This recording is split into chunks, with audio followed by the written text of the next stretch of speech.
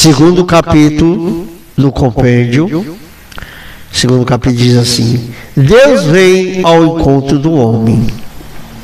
A revelação de Deus.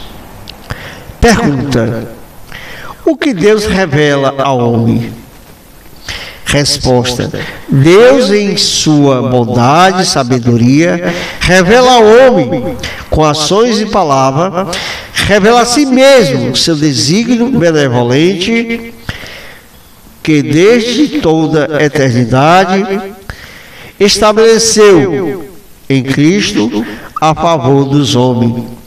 Esse desígnio consiste em fazer com que, pela graça do Espírito Santo, toda a humanidade participe da vida divina, como seu filho adotivo no seu único filho.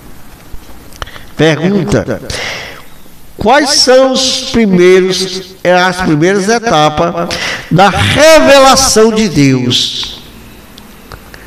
Desde o princípio, Deus se manifestou aos primeiros pais, Adão e Eva, e convida uma íntima comunhão com ele. Depois da queda deles, não interrompeu sua revelação, prometeu a salvação para todos os descendentes dele. Depois do dilúvio, faz com que Noé uma aliança entre ele e todos os seres vivos. Outra pergunta: quais são as etapas seguintes da revelação de Deus? Deus elege Abraão, chamado para fora de seu país, a fim de fazê-lo pai de uma multidão de nações. Prometendo-lhe, abençoou-lhe toda a sua família na terra. E os descendentes de Abraão serão depositários da promessa divina. Feito ao patriarca, Deus forma Israel com o seu povo, da eleição e salvador, da escravidão do Egito, concluiu com uma aliança no Sinai, lhe dá por meio a Moisés sua lei. Os profetas anunciaram uma radical redenção ao povo, uma salvação que incluirá todas as nações, numa aliança nova, eterna, de modo que Israel, da estirpe do rei Davi, nascesse o Messias, Jesus Cristo, o Salvador. Qual a etapa completa e definitiva da revelação de Deus? É que realiza no seu verbo a encarnação de Jesus Cristo,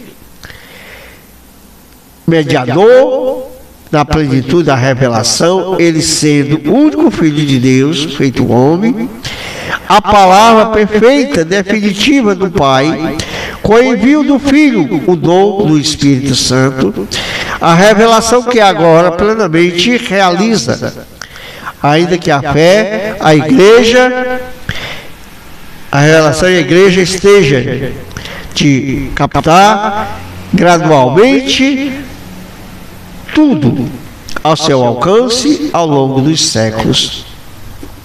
E aqui tem uma frase de São João da Cruz, ele diz: a partir do momento em que Deus deu ao seu Filho, que é a sua única definitiva palavra, Deus nos disse: tudo é uma vez só vez. Nessa palavra não tem mais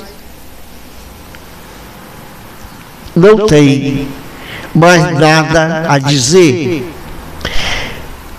Na 10ª pergunta diz assim: que valor tem a revelação privadas?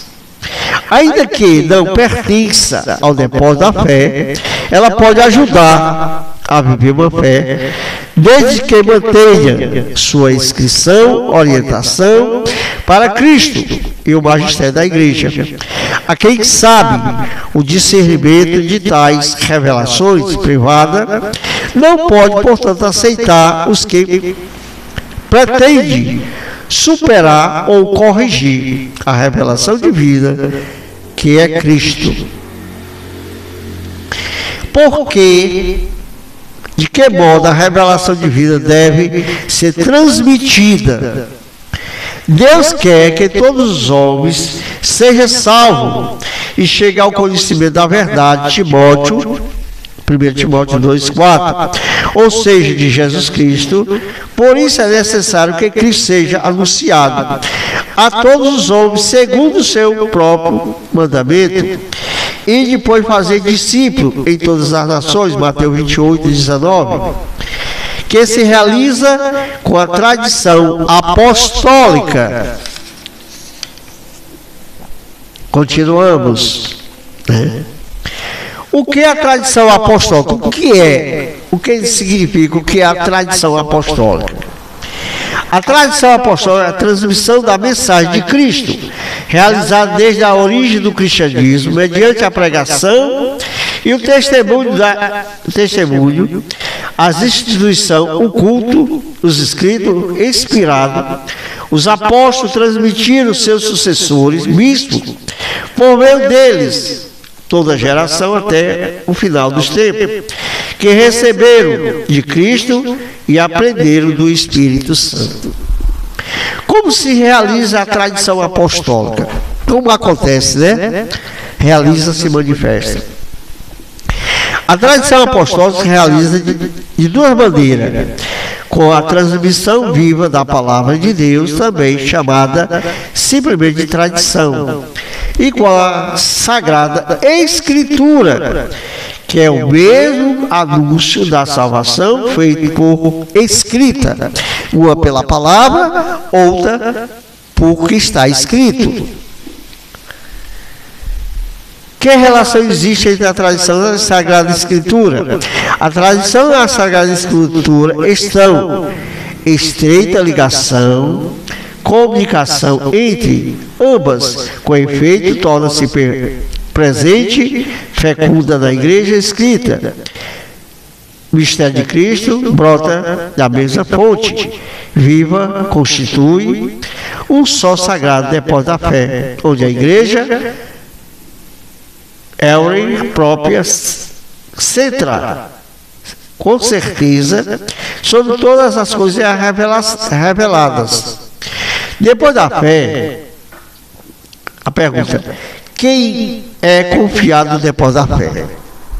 Depois da fé confiada pelos apóstolos, toda a igreja, todo o povo de Deus, com o sentido sobrenatural da fé, sustentada pelo Espírito Santo, guiada pelo magistério da igreja, acolhe a revelação divina, cada vez mais compreende e aplica a vida, aplicada na vida. Por isso não é de qualquer jeito, não é de qualquer forma, não. A igreja vai nos orientando, vai nos conduzindo.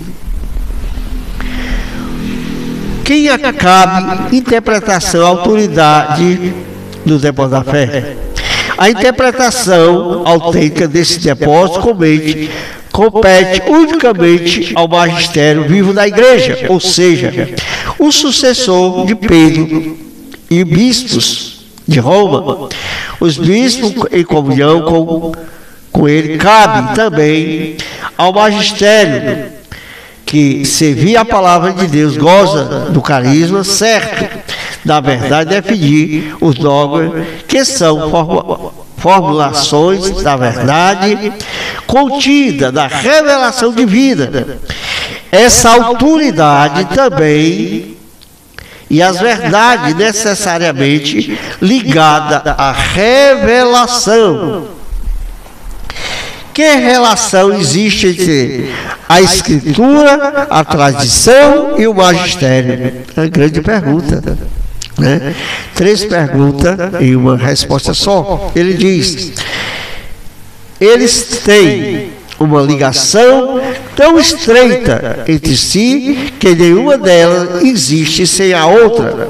Junto, contribui eficazmente, cada qual segundo o seu modo próprio, sobre a ação do Espírito Santo para a salvação dos homens. Aqui está a resposta. As 3 se unifica, unir em uma, para a salvação da humanidade. Isso nós lemos agora a segunda parte, né? Que Deus abençoe, paz e bem a todos. Comente, né? Isso é fundamental para nós compreender e ler, colocando aqui a leitura, né, do compêndio, exatamente para a gente começar a observar o que diz o magistério, a tradição e a Sagrada Escritura. O que é que fala a doutrina da Igreja?